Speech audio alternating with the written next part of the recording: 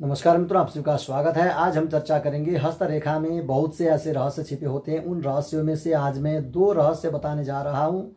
जो रहस्य है, एक का भाग्य रेखा होता है कि पिता के द्वारा जमीन जायदाद खूब कमाने के पश्चात वह जाते वक्त पुत्र के लिए दे जाएं, पुत्र को प्राप्त हो। परंतु एक पिता ऐसा होता है जो किसी भी प्रकार का कोई भी जमीन जायदाद उसके पास न होने के कारण उसका पुत्र अपने बलबूते पर इतना कुछ कमा लेता है कि वह जमीन जायदाद से लेकर हर वस्तु वह प्राप्त कर लेता है।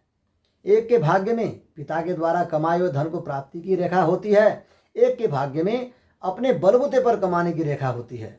आज मैं इन 2 रहस्यों को बताने जा रहा हूँ। ऐसी कौन सी रेखा होती है जिस रेखा के कारण से हमारे भाग्य में वह सब कुछ प्राप्त नहीं होता जिन्हें हम प्राप्त करना चाहते हैं। भाग्य रेखा इस तरह की होनी चाहिए कि बिल्कुल हथेली के बीचों बीच कटे, बिना कटे फटे सीधे शनि पर्वत पर जाकर रुक जाए। यानी शनि पर्वत को छेद करके उंगलियों में अंदर घुसना भी शुभ नहीं माना गया है, और अंत में नुकीली होना बहुत ही शुभ और भाग्यशाली माना जाता है।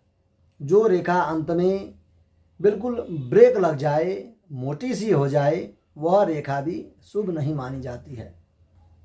अंत का जो छोर होता है वह एकदम नुकीली होनी चाहिए, और रेखा भी इस तरह से हथेली के बीचों बीच से जाए कि एकदम गड़ी हुई हो, पतली सी लाइन हो करके एकदम गहरी हो, पतली हो, और वह रेखा बिना कटे फटे सीधा शनि पर्वत पर जाकर के रुक जाए, और वहाँ पर नुकीला होना चाहिए। यानी शनि पर्वत को छेदन न करते हुए वहीं रुक जाता है, वह पूर्ण भाग्यशाली होता है।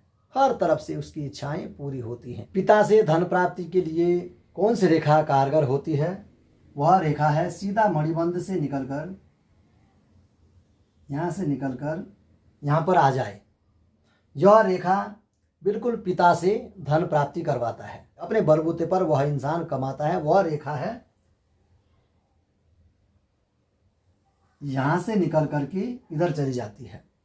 इस तरीके से यहाँ से निकल करके यहाँ पर जो रेखा जाती है वह रेखा अपने बलबूते पर कमाई करवाती है। यानी वह इंसान अपने परिश्रम से इतना कुछ जोड़ता है कि संसार में उसे किसी भी प्रकार की कोई भी कमी नहीं रहती है।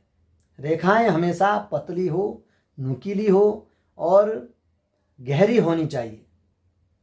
और दूसरी रेखा है संसार में खूब ढेर सारा नाम कमाते हैं, वह रेखा है चंद्र पर्वत से निकल करके यहाँ चली जाए। यानी चंद्र पर्वत से यहाँ से निकल करके यहाँ पर आ जाए।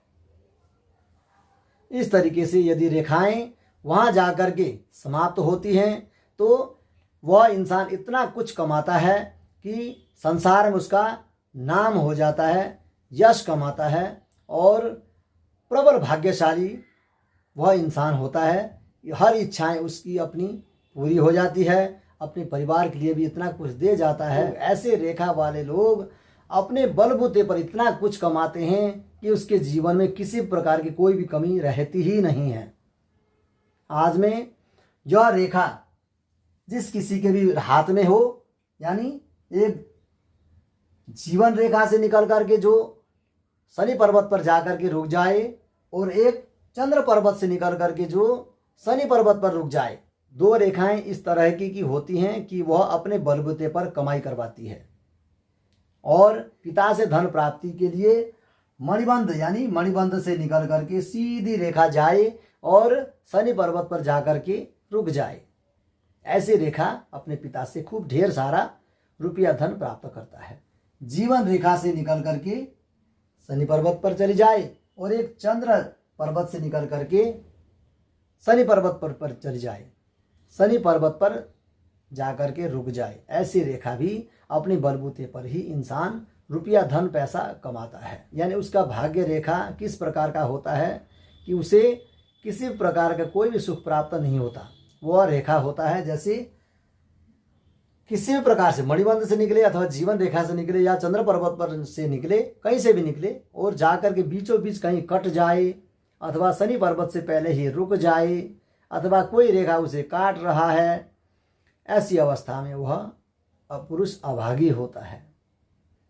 बहुत मेहनत करता है, परिश्रम करता है, परंतु फल की प्राप्ति उसे नहीं होती है। यदि आपके भाग्य में भी कोई ऐसी रेखा है तो आप भगवान की आराधना अवश्य करें, इतना आराधना करें जिससे वह भाग्य रेखा फिर निकल करके आगे की ओर बढ़ने लग जाए। जैसे भाग्य रेखा आगे बढ़ती चली जाती है, आपका भाग्योदय होता चला जाता है। यदि भाग्य रेखा किसी भी प्रकार से जहाँ से रुक जाए और वहाँ पर कोई पतली रेखा आकर के दोनों रेखाओं के बीच में जोड़ने का काम करती है, तब भी आपका भाग्य चल पड़ता है। इसी तरह आप मेरे YouTube चैनल को देखते रहें, लाइक करें, शेयर करें, सब्सक्राइब करें, बेल आइकन को अवश्य दबाएं। धन्यवाद।